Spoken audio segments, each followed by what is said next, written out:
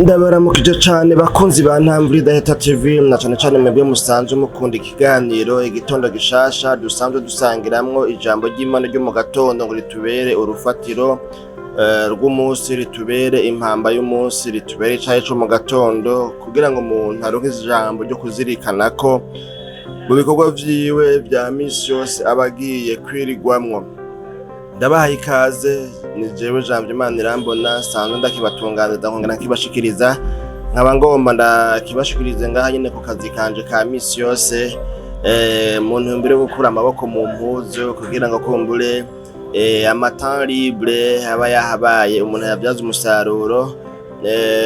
Dusangira ijambo rero mfise mu mutima, ni ijambo ribonekana mu gitabo c'uwavugishwa n'Imana Mika, numwe muri bavugishwa novuga ngo abashakashatsi mu vya Bibiliya bashize mu mugwi wabo bita ngo les prophètes mineurs, abavugishwa ngo bato bato, atari kubera yuko kumbure bahisemo kubagaya, ariko ari kubera yuko ibitabo vyabo birimwo ubuhanuzi novuga ngo bukeya, birimwo kumbure novuga ngo ibikorwa bike bavugishijwe bikeya nkuko bari babihawe. Imana yacu nihimbazwe. Ngomba ko dusoma mu gitabo ca Mika rero igice ca 6 dusoma ku murongo w'8 turabaye amajambo ingene avuga ngo ko yakweretse iciza ico arico ga yewe muntu, mbega hari ikindi uhoraho akugombako atari ugukora ibiroranye no gukunda kugira imbabazi no kugendana n'Imana yawe wicishije bugufi. Imana yacu nihimbazwe. Nano majambo ngomba ko dusangira kandi nibaza ko tutaza kumara ko umwanya muniniya, kuko n'ijambo ngomba kubatekerera nanje ndonga nitekerera ngo tugirigwane. Ngaha aya majambo dusomye, uyu uvugishwa n'Imana Mika uravye yavugishijwe amajambo ngo arimwo imiburano Imana ifitaniye n'abantu bayo ari b'Abisirayeli muri ico gihe. Ariko muri kino gihe si Abisirayeli gusa, ni umuntu wese yitirirwa izina ry'Imana, umuntu afitaniye isezerano n'Imana, umuntu novuga ngo yiyangaje, yiyemeje gukorera Imana, kubaha Imana, kumvira Imana, gukora ibikorwa vy'Imana. Imana yacu nihimbazwe. Hanyuma rero ngaha ngo Imana yari ifise imiburano n'abantu bayo. Yabagiriza iki? Yabagiriza yuko hariho ivyo bakorokeyemwo, hariho ivyaha bariko baragenderamwo, kandi yoyo ngo yarafashe umwanya uhagije ikababwira, ikabereka neza ngo iciza ico arico. Mbere ngo no mu kubereka iciza ico arico bakwiye gukora, ngo Imana yabagiriye neza ibakura mu gihugu ca Egiputa bari bamazemwo imyaka hafi 400, mbere umengo na 30 nimba mvyibuka neza.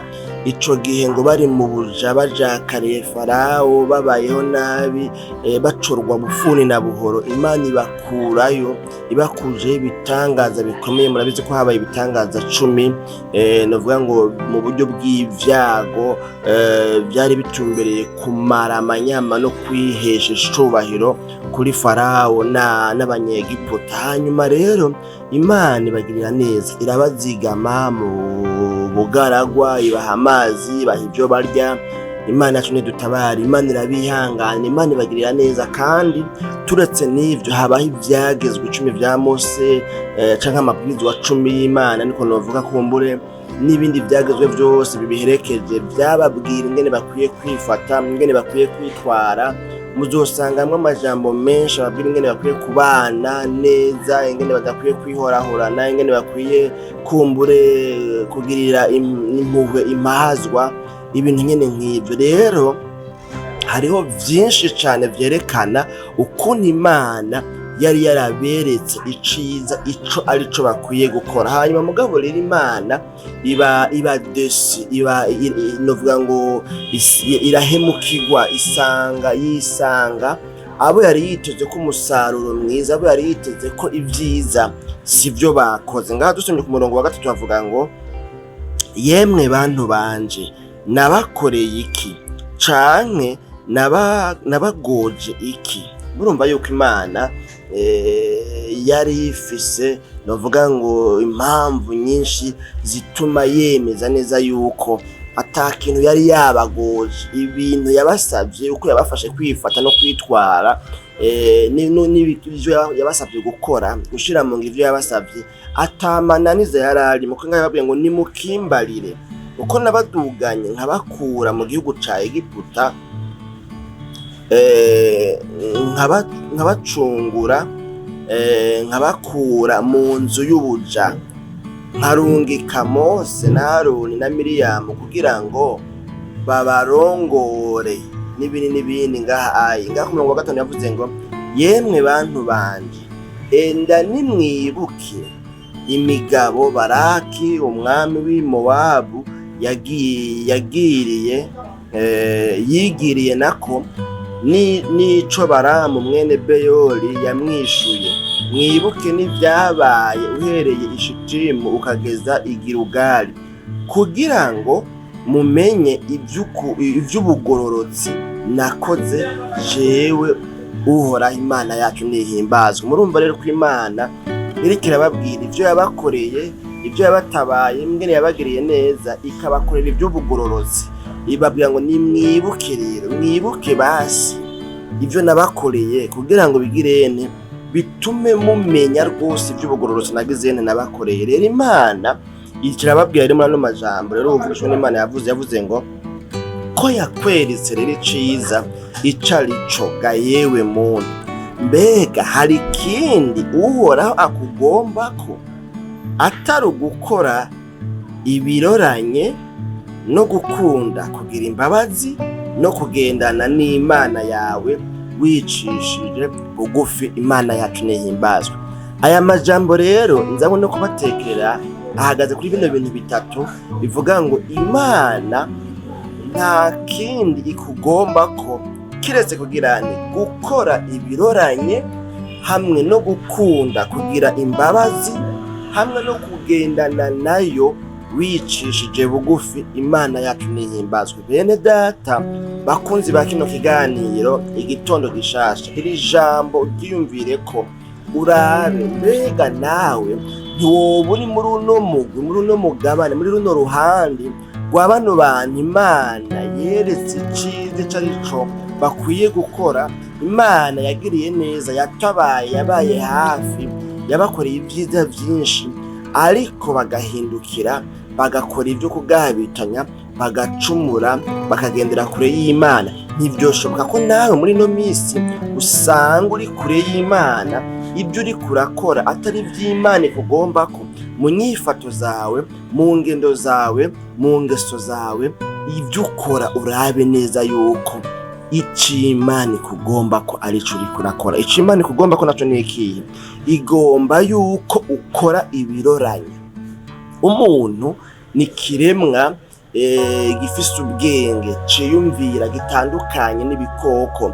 Mbere uretse ko muri kino gihe tubona yuko umengo n'ibikoko navyo nyene birafise ukwiyumvira, kuko igikoko turashobora kuba kigomba gukora nk'ikintu dufata nk'imbwa cyangwa se n'ibindi, ukabona yuko kigizene, kigeze ahantu, ukabona ko gikebwe, ukabona ko kigizene, cihanuye cyangwa cigaruye, ntigikora ivyo cagomba gukora. Imana yacu nidutabare bene data bakunzi ba kino kiganiro. Ariko mugabo rero umuntu ahabereye bizara, umuntu ahabereye igitangazo, umuntu ahabereye agahabwa, umuntu Imana yaremye ikamusumbisha ibindi biremwa byose, ikamuha ubwenge, ikamuha impwemu yayo, ikamusanisha n'ishusho yayo, wewe ngo ararengana gukora iciza akizi, agakora ikibi n'ibigirankana. Ibyo nabyo si byiza. Imana ntibinezererwa, Imana ntibikunda. Imana yacu nidutabare. Rero Imana igomba yuko dukora ibyiza navyo ngo ni ibiroranye, hanyuma tugakunda kugira imbabazi. Bibonekana ko muri kino gihe cabo abantu batagira imbabazi, abantu batagiriranira impuhwe, umuntu atababara uwundi, umuntu atababarana n'abababaye, umuntu novuga ngo mwisamamagara umwe wese yasamagwiwe, kandi hakabaho gucinyiza impazwa, imfuvyi n'abapfakazi. Ariko Imana ivuga ngo ntari ikindi jewe ndakugomba ko keretse gukunda kugira imbabazi, kuko nanje ndi umunyembabazi, nawe narakugiriye imbabazi, ukwiye gukunda kugira imbabazi. Hanyuma ikindi naco gacukurikiza ko ugaca ugendana nanje wicishije bugufi. Imana yacu nidutabare bene data bakunzi ba kino kiganiro igitondo gishasha. None rero nano majambo uyu munsi sinifuza kuja muri menshi, sinifuza kuvuga vyinshi, nifuza ko uwo mwanya utwarika. Turi mu minsi umuyaga utoroshe, kandi dukoresha imashini, novuga ngo zirya mashini zo mu biro canke zo mu nzu mu gutunganya bino biganiro. Ugaca usanga rero umuyaga nk'uburaje ntumaze isaha, umuyaga nk'uburaje ntumara iminota 30, ugasanga yo kubitunganya biragoye. Mbere nimba mwararavye neza muri no misi irenganye, vyaragoranye ko dushaka ibiganiro. Kubera iki?